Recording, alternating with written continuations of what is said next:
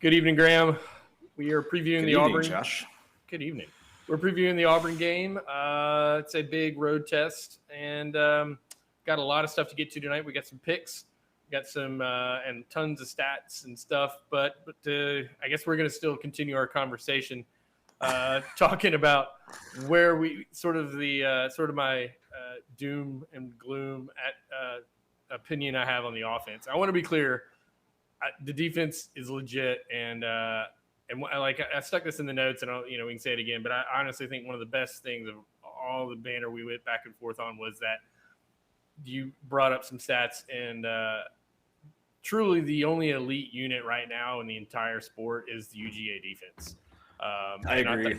And that can carry us through the bulk of the schedule. So with that, Graham, what do you got to say about the Auburn game? And we can continue sort of talking about sort of stats versus eye test and all that here in a second. I mean, I think, it's an interesting game for Georgia going on the road. I think, this will be the first true road environment that they've played in almost 2 years, right? So I think there's certain variables there. I mean, we saw Florida, they went up to Kentucky in front of 65,000 people. I mean, that stadium can get loud, but it's not going to be as loud as Jordan-Hare will be on Saturday. And they had 8 false start penalties. So yeah. I think there's some added layers to the preparation if you're Georgia and you're Todd Monken and Kirby Smart. And to that point, I think the crowd at Ben Hill affected Alabama. Yeah, I agree. Yeah, I would agree with that for sure. And, I mean, I think we've seen that a lot. So, I think Georgia did play the UGA-Clemson game. I was in that stadium. That stadium got really loud at certain times. It wasn't a true home or away environment for either team, but they have been in that kind of big game atmosphere environment. But yeah, it's Auburn. Like, it's always a sneaky game. There's always kind of some stuff that happens that, especially whenever Georgia goes over there, always feels like there's some adversity, or just you're never really comfortable maybe as a Georgia fan when Georgia has to go on the road over there. If you look at the series history before kind of this past decade of UGA dominance, it felt like, throughout the 90s and 2000s, whoever the worst team was won this game year after year after year, So I think one of the things about being like into stats is like you fight the narrative. There's obviously you want to use some subjective things when you're looking at a game, especially from a predictive standpoint, but you fight the narrative. So I can sit there and tell you, yeah, we came in 2017 having beaten Florida 42-7 and Tennessee 41-0 and scored 53 points. We took the foot off the gas against Muschamp in South Carolina the week before, and we got blown out. But that really doesn't – that's not this team, and that's not this team. And I'm guilty. I'm absolutely guilty of being scared of all of that built into – because my numbers say, yeah, Georgia's going to cover, and that's – actually the pick I made, Georgia covers, but my brain and heart and my UGA nihilist says, oh, fuck. It's like, well, so let's talk about those numbers a little bit, because, you've got some more stuff in here that kind of piggybacks off the conversation we had on Tuesday night. But, yeah, give me an idea kind of what you're seeing from an advanced stats standpoint. Hang on a second. I screwed something up here.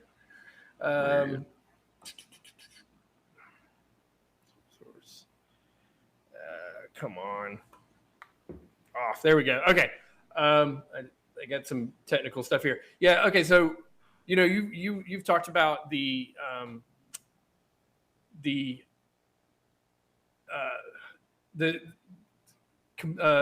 Jesus, I'm out of it. The opponents that Auburn's faced, but I can tell you that look, the stats that we're putting up on offense, 77% of those yards and those points and all of that have come against our lesser opponents. Clemson and Arkansas are the two best teams we faced, and we had 250 yards against Clemson and 350 against Arkansas with only 11 passes.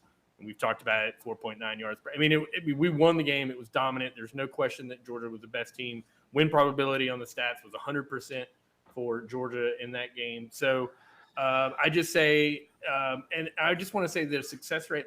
I got to figure this out here real fast. Sorry. Here we go.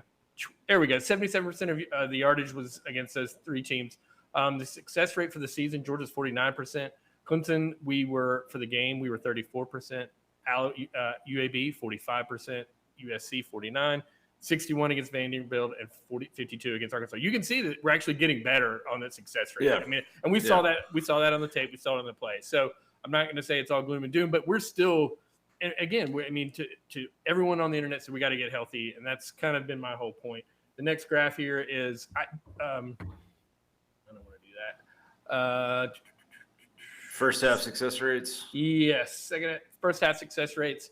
Again, so I don't have this stuff parsed out by garbage time, which has been one of the words of the week, but 34% in the first half against Clemson, 36% against Alabama, Birmingham, 46, Carolina, 67-54. Again, we're seeing an increase there, but it wasn't like we were just clipping on all cylinders in the first half and completely shut it down. There are still issues with the offense, and I think you and I are in agreement there. And then the last one I got before I'll defer to you is the rush. The rushing is my biggest concern, and I know that you talked about the guard play being the biggest question mark we've got on offense. But here are the success rates against in the rushes in the first half. Again, 39-21. See that Alabama Birmingham one's wild, man. We put up a lot of points, but they were big plays and then not a lot of sustained efficiency there.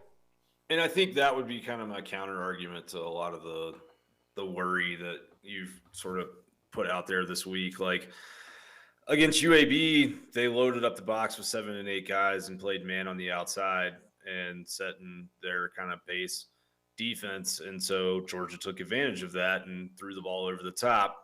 I think Kirby Smart's not the type that's going to run the score up on anybody. So he didn't. And, that O-line needed work, so they continued to work it.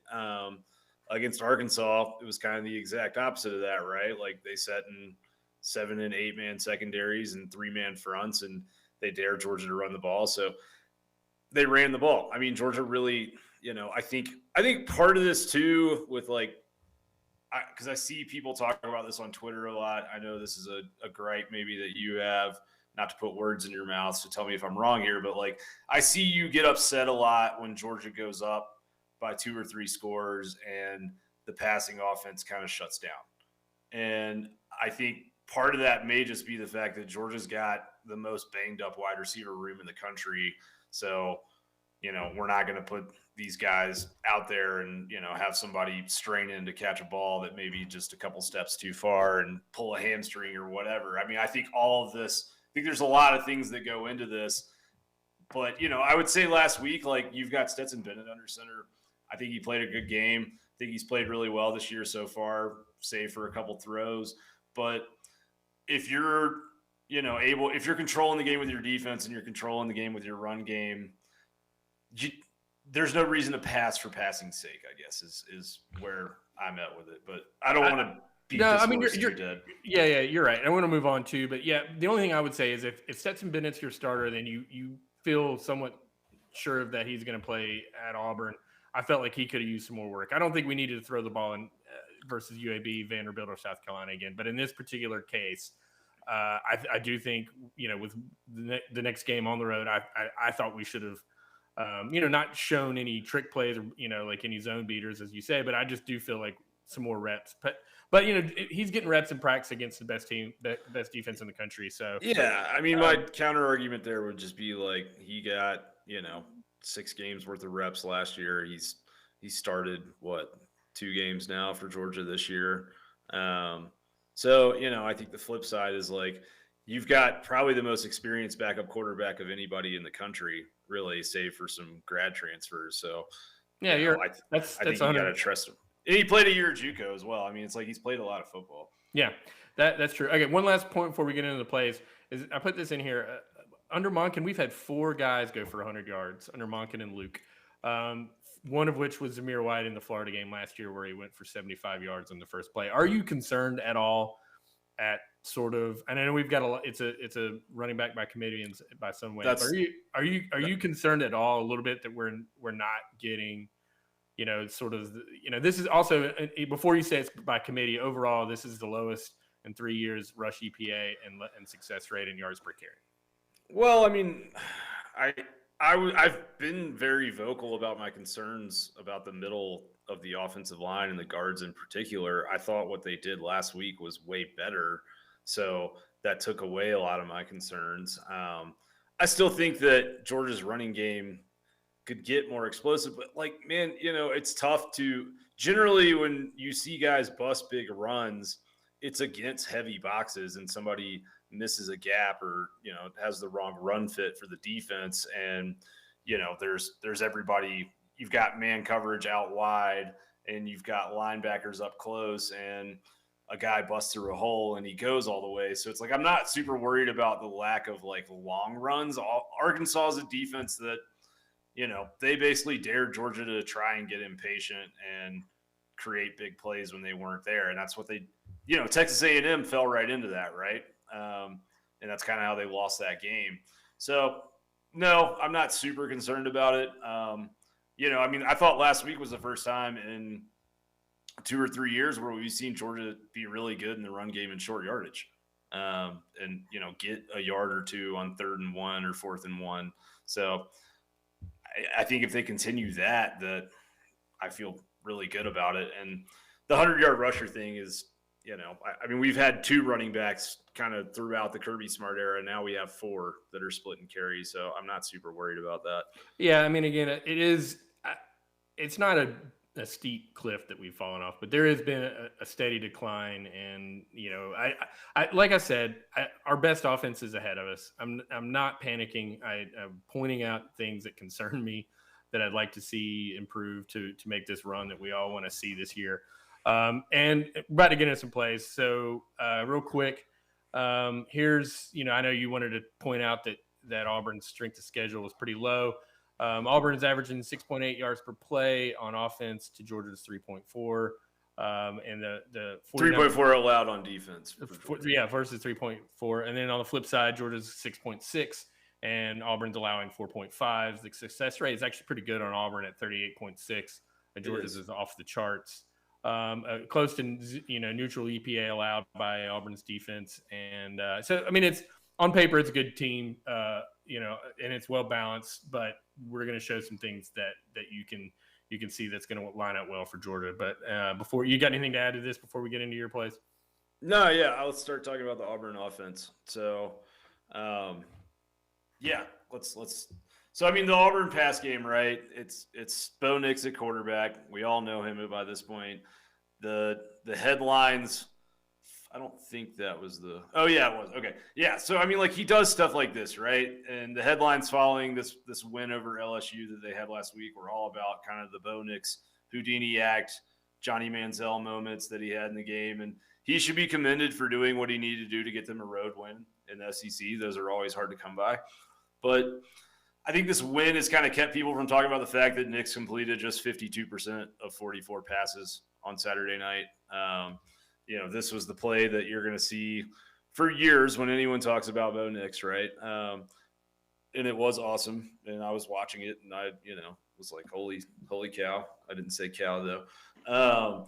But, yeah, for all his scrambling and running around, Nix put up 5.8 yards per an attempt on Saturday night at LSU, which is not great, right?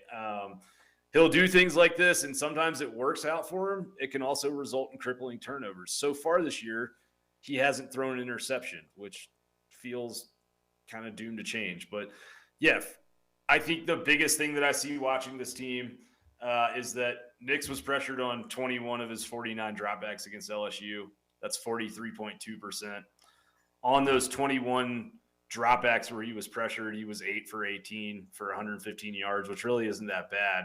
But one of those, of course, was that touchdown to Tyler Fromm you just saw. So I think to give you an idea how bad this Auburn offensive line is, Bo Nix was pressured on 11 of 29 dropbacks against Georgia State. And in that game, he was 2 for 9 passing on those 11 dropbacks, and he got benched for Finley. So I think, looking at this offense, that O-line is bad. It's really bad. And it's a big mismatch for Georgia there. But among the Auburn pass catchers, there's a lot of decent guys, but there's no stars. They do a lot with the tight ends, and you can start kind of running some of these plays.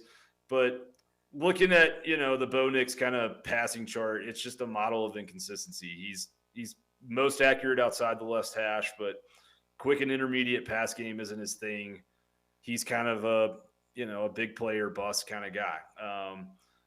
He's completed just 8 of 30 passes behind 20 yards, past 20 yards this year. When he gets in rhythm, like you saw there, and like kind of throws the route, he can do some nice things. He also will just throw those routes no matter whether or not the linebacker's there or not. So it's astonishing he hasn't turned the ball over this year, because there's been a lot of kind of turnover-worthy plays. His completion percentage in the last 3 games, 53.8% versus Penn State, 48% versus Georgia State, 52% versus LSU. So he does not fit the model of the quarterback that you see, like other than the 2019 South Carolina game. You haven't seen a quarterback like this beat Georgia since Kirby Smart's first year. Like, it's generally a guy like a Kyle Trask who can be accurate downfield, or a Mac Jones who can be accurate downfield, or a Tua or somebody like that. He'll put balls into windows he shouldn't. There's a lot of plays where I'm like, man, Christopher Smith or Darion Kendrick or Lewis Seen picks that off if it's the same play and they're back there. There's a lot of design rollouts as well. You saw that on some of those plays. They like to cut the field in half. And remember, this is Mike Bobo, right, guys? So it's like there's a lot of elements that you'll recognize from like 2010s era Georgia of play action rollouts to a tight end in the flat and some of that type of stuff to try and pull guys out of the box. The left tackle, Austin Troxell, he played better against LSU, but he got like abused by Georgia State. Their center, Nick Brahms, is inconsistent as well. So I think their whole line is really unpredictable, which could be said about almost any unit on any Auburn team pretty much any year. But if they couldn't hold down LSU's pass rush, it's really hard to imagine them stymieing Georgia's front seven very often on Saturday afternoon. So I think that from an offensive standpoint, like, it feels like one of those things where, we're going to talk about the run game in a second here, but at least in the pass game, they're going to have to do quick routes, and they're going to have to, do these kind of things where it's a 3 or 5 step drop for Bo Nix, and he throws the ball as soon as he hits the end of that drop. And that's not really his game, right?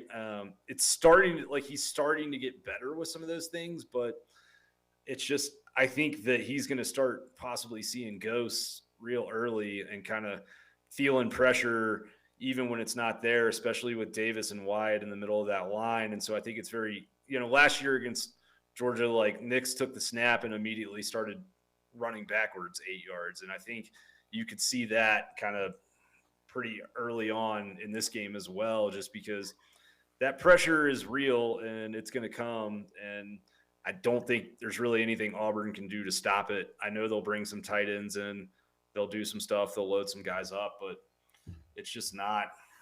It doesn't seem to be in the cards. If the Arkansas O-line was a much better O-line than this one.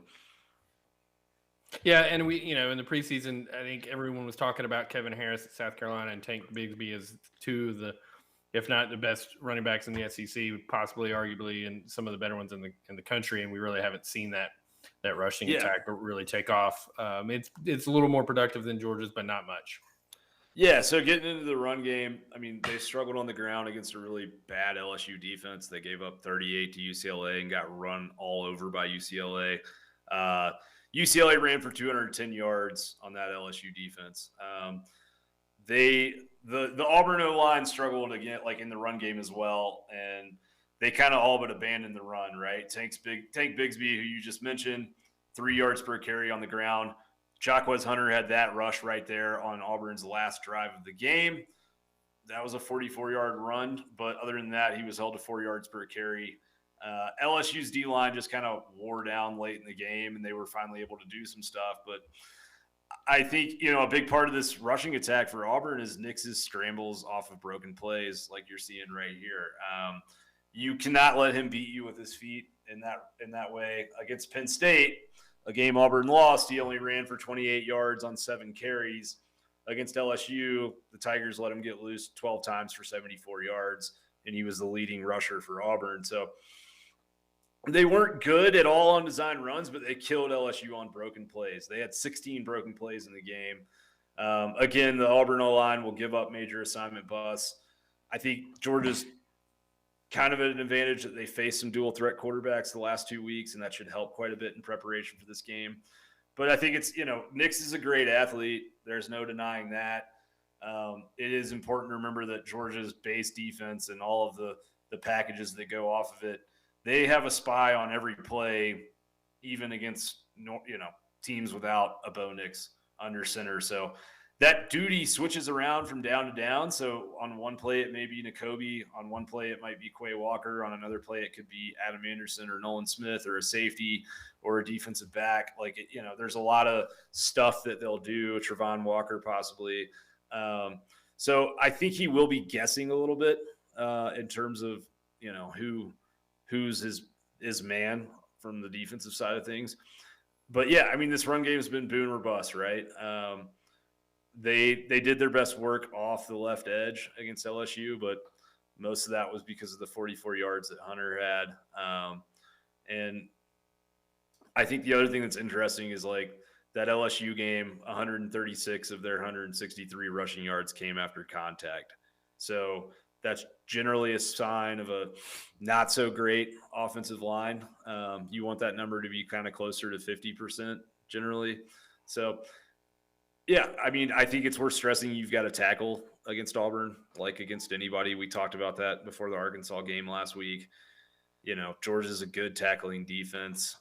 So yeah, and then I guess in terms of names to watch, I think Georgia can take advantage of left guard Brandon Council and their right tackle Berdarius Ham in the run game. Just watching back the LSU and Penn State games, those were two guys that kind of struggled pretty consistently. And yeah, Georgia's the last team you want to have issues at guard or center against because of Jordan Davis and Wyatt and those guys in the middle. All right. When I go back and look at these plays, especially that LSU and all that, Bo Nix doing Bo Nix things, and yeah, they're printing T-shirts and selling them. But and everyone on Twitter and Georgia Twitter was just drooling over Bo trying to get those off against that Georgia defense. It's so disciplined, and we talked about it on Tuesday. Georgia's good coverage downfield. He doesn't throw a lot of balls deep. He's inaccurate when he does. So. I think the secondaries can lead, and yeah, they're going to spy him and they're going to keep him contained. And I do not think that Bo Nix is going to be the reason that we lose this game. If Bo Nix is their game plan, Dogs are going to roll. Yeah. Hey, so going into the pass game, it looks like when you switched over all the notes from the Auburn run game got transferred to Georgia pass game. So I do not have any notes there anymore. All right. In the doc. But we can go ahead and play those plays. All right. So, yeah, going into kind of what we expect from Georgia on offense.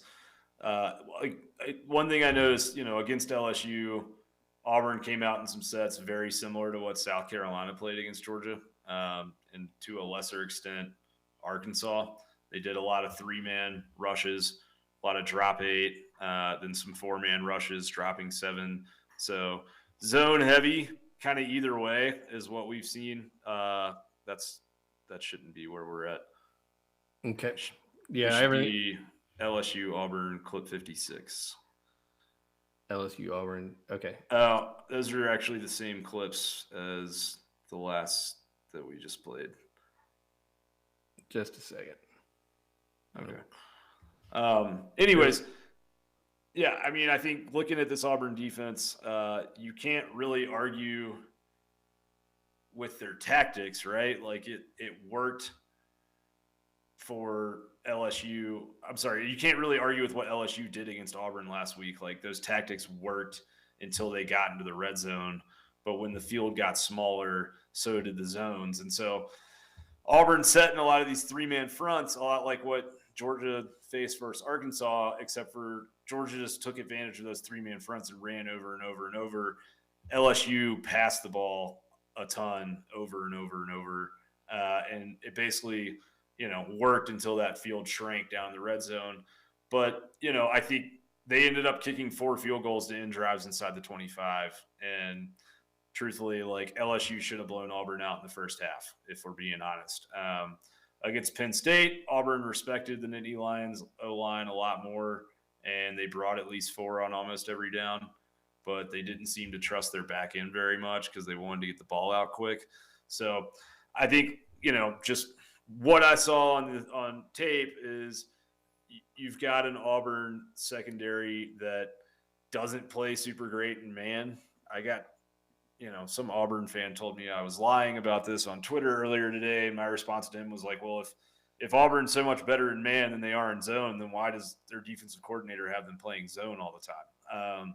There was some 3rd and long situations against LSU where Auburn, brought extra guys. Like this here. Yeah, perfect.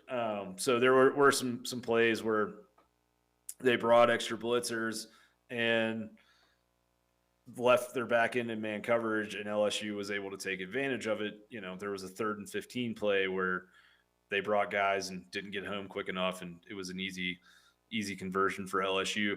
But a lot of it is you see here LSU doing what, I think Georgia will probably need to do it, assuming that Auburn comes out in these kind of soft zones, and it's just taking what the defense gives you. It's a lot of what we saw Georgia do against Arkansas early last week, right? So I think doing being patient is going to be big for Georgia in this game. It's going to be big for Stetson Bennett in this game. They will let guys get behind them, but I mean that was an incredible play by Butte and Johnson, more than like a coverage bust type of deal. And then like a lot of RPO action. I think that's one thing that Bennett's been pretty good at this year. When Georgia's called RPOs, he's ran them well. And then a lot of these kind of zone beater stuff. So similar to what we talked about last week going into the Arkansas game. And then, they will kind of give up some of those second level throws. But they're very zone heavy. Just to be frank, if they didn't feel comfortable playing man coverage against Penn State's wide receivers, they're not going to feel comfortable playing man coverage against Georgia. So the predicament for Auburn and a little bit the predicament for Todd Monken is like, are they going to sit back in these zones and just make you take 4 or 5, 6 yards on the ground over and over? Or are they going to try and do something different and kind of speed up Stetson Bennett's clock and take risks on the back end because they don't trust him? I think that Stetson Bennett has put enough good work on tape against man coverage to where you probably feel pretty good about him if you're Georgia and Auburn wants to come and bring 6 or 7 guys into the box. But I think you're going to see a lot of these kind of curl routes and levels type stuff. And again, I think, screens on the outside, we've got some of that coming up in the run game because I kind of consider that an extension of the run game. But I think that it's going to be one of those Todd Monken things like we talk about a lot where he kind of lets whatever the defense is doing dictate what he's going to run down on a down by down basis. He'll have a script based on what he thinks they're going to come out in, but knowing him, if he thinks that script was prepared for a defense that he's not seeing, he'll scrap it. So you want to get into the Georgia run game? So against LSU, Auburn setting these loose fronts. They did a lot of the same pre-snap alignments that Georgia saw from Arkansas, except LSU never really tried to run it. And when they did, they struggled. LSU center got whipped around a good bit. That shouldn't surprise you because LSU's offensive line is bad. When they did, kind of have success on the run, it was not behind the center. They never did it really consistently, though. And Auburn gives up stuff on the perimeter on these kind of screen plays. They did it against Penn State and LSU both. So I think you can run on them pretty regularly if you get guys to the second level. There you see Penn State kind of hit them with a good inside power play that almost busts open. But in terms of short yardage, you see Auburn here with 7 guys. Penn State is able to get a good seal block on the left and nice yardage there on 3rd and 5. So I'm sorry, 5 yards there on 3rd and short. But I know that your advanced metrics say that Auburn's run defense is, a world beater and all that, but just like in terms of watch, world beater, but okay, yeah. Well, I mean, you said Georgia was going to struggle to run the ball. I do think Georgia's going to struggle to run the ball against that Penn State game. They did have like a 35% stuff rate, which is negative or 0 yards gained on rush plays, and they had a bunch of third, they stopped them a bunch. They had a 4th down play that 4th and inches that Penn State did not convert. So I mean, there's good and bad in there. And I like how you brought in some of the screenplays and attacking the perimeter, because one thing we do know about Monken is that he's got a counterpunch if his plan A is not working, and getting whether it's Cook or whether a wide receiver or whether it's a jet sweep or a screen or a wheel route, whatever it is, I do feel confident that if they're not running the ball, there will be a plan B. So I don't think we're going to have a great day rushing the ball. I think Auburn will contain it. I don't think we'll get completely shut down, but just going on the last few games, Georgia has not run the ball particularly well. But you didn't think they ran the ball well last week? That was their best game of the year and best game in a while. Yeah, but I'm sorry. Like if you had taken a 2017 Georgia where we were running the ball at 6.5 yards a carry, and you watch that game and you watch the Arkansas game, you wouldn't say it's like you wouldn't compare a typical. I would. Georgia. All right, I disagree. I mean, there were 17. It was a physical domination, and I think that's what maybe doesn't come through in 5 yards per carry versus 6.5 yards per carry. But Georgia got what they needed to and what they wanted to on the ground whenever they decided to. They had 14 plays that were 3 yards or less. They had 4 big rushing plays. The rest were, 5, 4, and 3. There were a lot of 5, 4, and 3 rush plays that I just don't think it's fine. 3 of those is a first down. Yeah. Okay. All right. Moving on. No, I mean, I'm just saying, man, like that was that was just a physically dominating performance, and they got pushed, and I also think Auburn, Arkansas's rush defense was rated best in the country aside from Georgia going into that game. So it's just like, I'm the one that sat here last week in the Georgia-Arkansas preview show and said, I don't think Georgia's going to be able to run up the middle on Arkansas. And then they ran up the middle on Arkansas. So I think that's kind of where I'm, I don't think that Penn State is a very good rushing team, but aside from Penn State and comparativeness and all that, I think that if Auburn's going to line up in 3 and 4 man fronts and sit in soft zones, that Georgia will do what they did last week to Arkansas. And I mean, it may not be dominant in your mind statistically to have 5 yards per carry, but I can promise you with this defense, if you have 5 yards per carry, you're beating everybody on your schedule, and that includes Alabama. Okay. I would like to see a more efficient rushing game, but and I think it's there.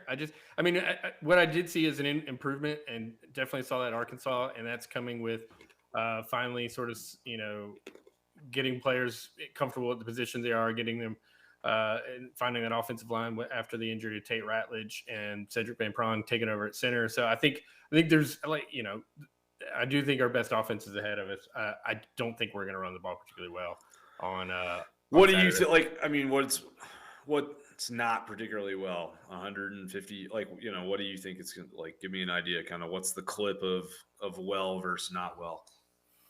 I think we're going to be between 4.5 yards per play rushing.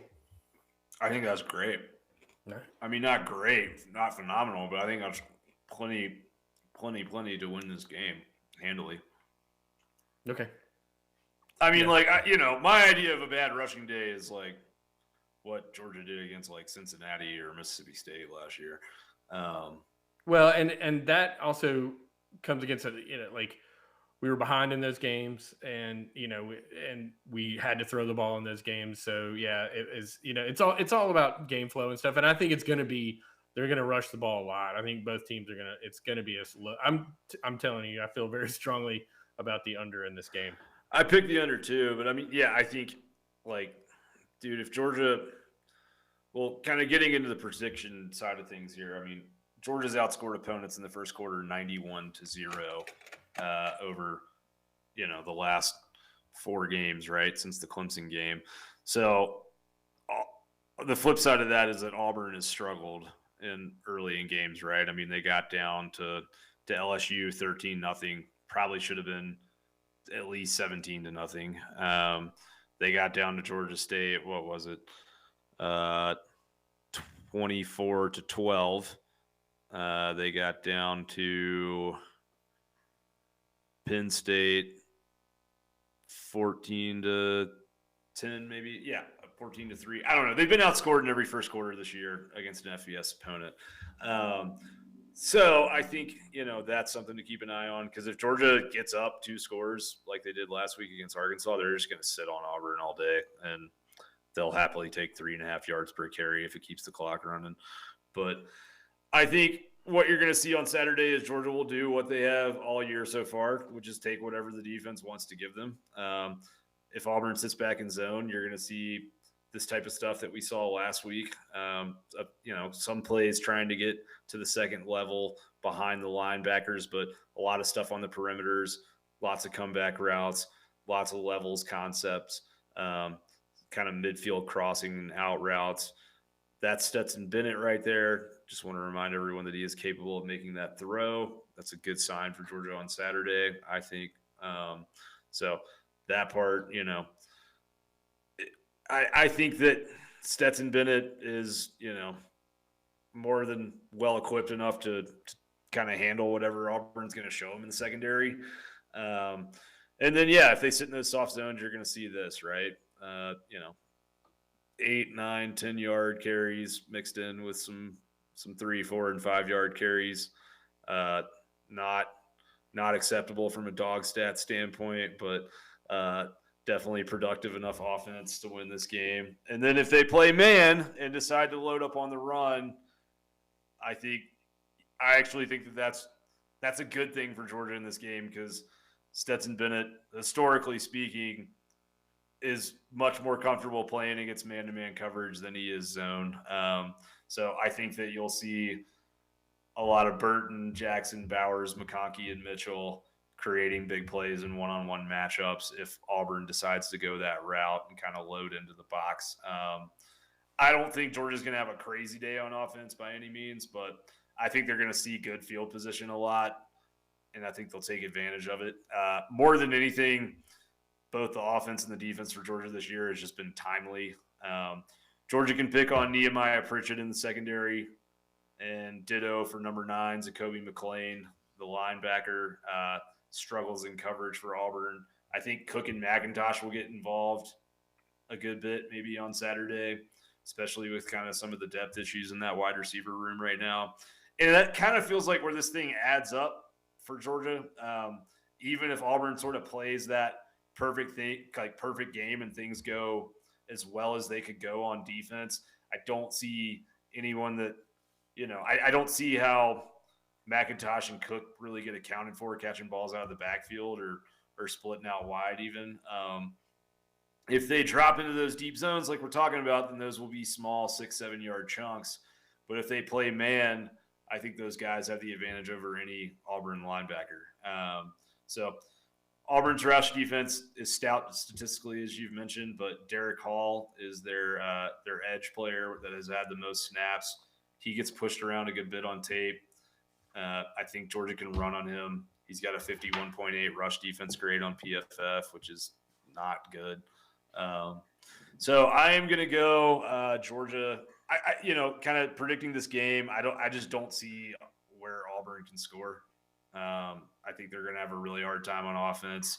This team hasn't put up, they haven't gotten out of the 20s since they were playing the Akrons and Alabama States of the world. I think Penn State's a pretty good defense. They're nowhere near Georgia level. This team put up 34 against Georgia State, right? So this isn't Akron or Alabama State, unfortunately for Auburn. So I am going to go – I think this game's going to feel a lot like the Georgia-Auburn game last year in Sanford Stadium, where it's over and it's over in the first quarter, even if the score is within 10 or 13 points. But I think Georgia stretches it out. I'm going 31-6. I don't think that Georgia is going to score over 24 points. We haven't scored more than 20 something points in 5 trips over there. And Georgia was the last year we outgained them on the ground is 2012 in the back-to-back years. And I only point that out as I'm not saying that's going to happen. This is a different team, but it's like, it's hard. It's a hard place to play. This is a lot of these offensive linemen's first trip to a full SEC stadium. And all these guys have played other than all those guys have gone. Well, I guess Van Pran, he would be the one. I just think there's going to be issues with the crowd and I hope that Georgia's defense can let the offense settle in. And, certainly, I just think it's going to be a low scoring game. I mean, I would love to see a 24-10 game or 17-6 or something. I'll take it. I just think their offense is going to struggle. I'm going to be wrong, God, if I'm fucking wrong. Jesus. I'm going to go get just annihilated on Twitter. But whatever, I'll take it. Yeah, you are. But mostly by you and your acolytes. But that I'll take. Hey, whoa! I said what I said. Hey, man, I think you've been really vocal this week. And I think truthfully, what I would say, kind of about those concerns, and you said it earlier, right? Like, this is your UGA nihilist and all that kind of thing. And I'm not saying that's not your analysis, because I know this is your analysis, but I just think that this version of Georgia, this 2021 Georgia that's been recruiting at the level that it's been recruiting at for the last 4 or 5 years versus Auburn, who is kind of a 6th to 8th team in the SEC in recruiting and has been for the last 4 or 5 years. That stuff adds up over time. It does. And I just think, 10 points would be a lot for Auburn to score in this game. I think the only way that Auburn has a chance of winning this game, or it feels close, is if you see 3 Georgia turnovers in their own end, and it's an abject disaster. I think that's the only way that would happen. But I just think that this kind of modern version of Georgia is a player-led program. And when that motivation is sort of coming internally instead of externally from the coaching staff, generally speaking, they come out to play. So we'll see, man. I don't know. The review show will be interesting for sure either way. But, I hope you're wrong, because I want Georgia to win big. But if you're right, I'll definitely come back here and be like, you were right. I didn't think Georgia could run on Arkansas last week. I just was not nearly as vocal about it as you have been. All right, so we've been scrolling and we've had our Odds Jam logo up there. Follow Odds Jam on Twitter @OddsJam. Go to the website for betting tools and learn and find positive EV bets at oddsjam.com. We have a Dawgs Sports Live offer code, gets you 30% off a couple months subscription. If you like making money and you like betting, I listened to a podcast this week that was Ed Fang, our friend Ed Fang at the Power Rank, and he had Rob Pizzola on there, who's a professional gambler. He's got a similar app as well.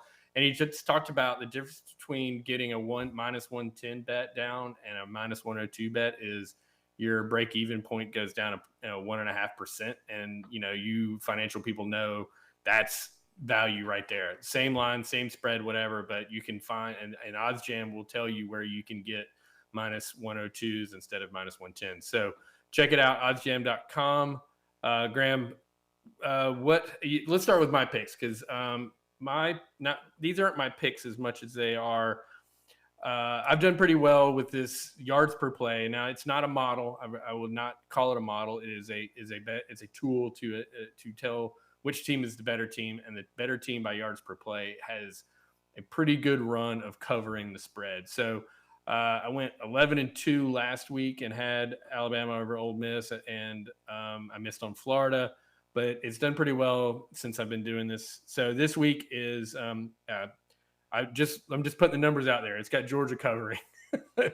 So Georgia is actually my sort of analysis has it, or my model or whatever, and it's not a model. It has 1.3 yards per play better than Auburn on Saturday, and it's got Ohio State covering 21 at Maryland, and it's got Arkansas +6 versus Ole Miss.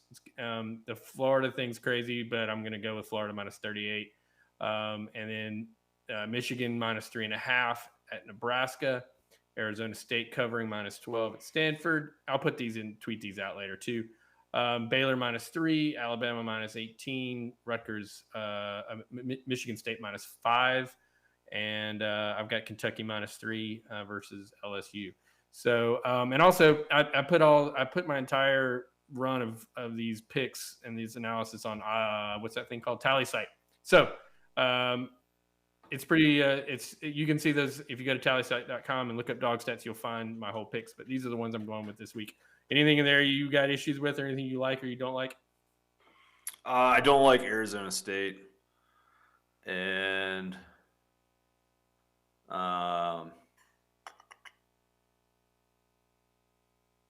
yeah, I think I agree with you in quite a few places. Actually, I agree. Yeah, I've got Michigan State. I have Georgia. I have Ohio State. Ohio State's probably my favorite pick of the week, actually. Okay. Yeah, so right now, last week, 10-3 for your boy, 38-28-1. I'm sorry, that's wrong. 38-21-1 on the season. I messed up my own graphic. So, yeah, we're over 60% winners. We're making money. A lot of that's also helped by OddsJam. You already want to know Coastal covered. Yeah, I just looked that up too. Yeah, they covered by 12. God bless Butch Jones. Whenever you get a chance to bet against them, I advise you to do so. Michigan State -5.5 at Rutgers. That's one that I think your model likes a lot, or your statistic likes a lot. I'm a big fan of that. Yeah, Georgia -15.5 at Auburn. Question here is what's the best case scenario for Auburn? I think the very best case scenario for Auburn, unless they score a defensive touchdown, is probably about 10 points. I trust Georgia to score enough to cover that and get into the high 20s or low 30s. I love the under of 46.5 in this game. I'm surprised it's not closer to 41 or 42. It actually went up. I think it's opened at 44. That's interesting. Somebody knows something I don't know then. Wisconsin, Illinois, under 42. These are two horrible, horrible offenses. This is just classic shitty Big Ten football, 3-6 kind of halftime score type of situation coming. So jumped on that. I like Penn State at Iowa, or at least I did earlier in the week. Now I'm kind of starting to think I may have gone the wrong way with that. I think Penn State may be a bit overvalued. Just that Wisconsin win felt a lot bigger when it happened. Now we know Wisconsin's really bad, and they couldn't really move the ball on Wisconsin at all that game. They did beat Auburn, but I don't think Auburn's very good, and I think they're being propped up by those 2 weeks to start the season where they played really bad teams. So that one will be interesting. Boise State +6 at BYU. I like the Broncos in that spot. LSU, Kentucky under 51. I think both these offenses are like, I think Kentucky will just run the ball a lot and they're not going to be wide open. I don't think LSU's offensive line can do much of anything. And Derek Stingley's out. Well, that would probably not help me with the under, but still. Oh, okay. I like Kentucky in that. That's what I was thinking. Sorry. Oh, yeah. No, I got the under 51 there. I kind of want, I want to play Kentucky there, but I just don't know. That under 51 is going to be good. I think LSU might be mailing it in a little bit after, and Kentucky has not put up a lot of points of late. Yeah, LSU's offensive line just cannot block anybody, man. Yeah, but I hope Kentucky wins because it would set up a really interesting game in Athens the next week. I don't think it would be interesting on the field, but it'll make Georgia look good if they win another top 10 game. Yeah. Second of 3 straight CBS 330s. Yeah, man. Oregon State minus 3.5 at Wazoo. I like Oregon State's better than people think. Their offense has been good for a couple of years, but their defense is rounding into form. I just don't think Washington State's very good. I think a lot of those players have kind of quit on Rolovich as well over, all his craziness. Stanford plus 12 at Arizona State. I like them in this spot on a Friday night. We keep, doubting them week by week. They beat the shit out of USC. They beat Oregon last week, who I think is head and shoulders the best team in the Pac-12.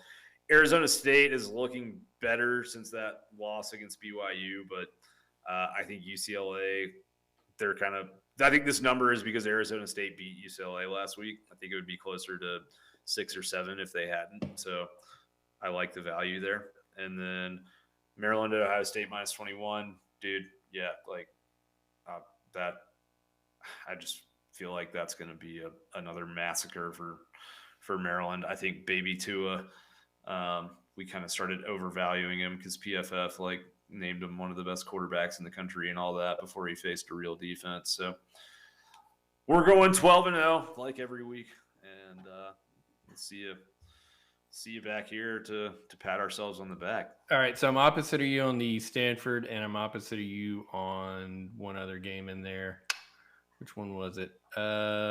Boise State and BYU. You got BYU.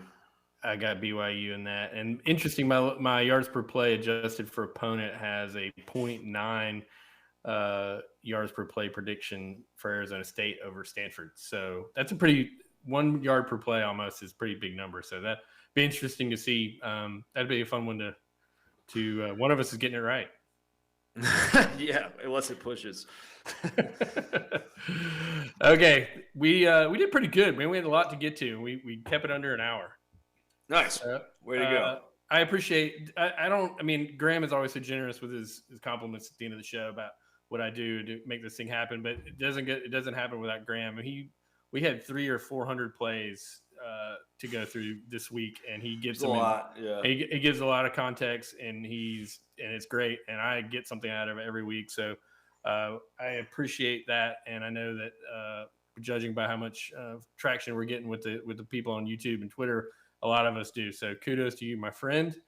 And you'll be back on Sunday at some point with your 12. What do you call it? Your 12 takeaways from the game. So yeah, that's just me talking into the camera. So no exciting stats or anything like that normally, but just a quick little kind of wrap up. And I'll do that either Saturday night or Sunday morning sometime. I know we've gotten a lot of people saying that you're sharing this with your friends, and that means a lot to us. That's a great compliment. We love the interaction we're getting on YouTube. So keep it up. Follow Graham at Dog Out West. I am dog_stats on Twitter. We're both on dogsports.com. And please check out OddsJam. Yeah, we got FTMF hats on sale at dogstats.com. I'm telling you, Florida's going to be here, guys.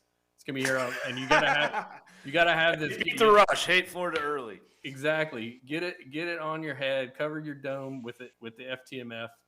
And that we love it. And just check it out. And check out OddsJam. OddsJam. And they got some stuff. If you like Graham's bets, go get your best line on some of those.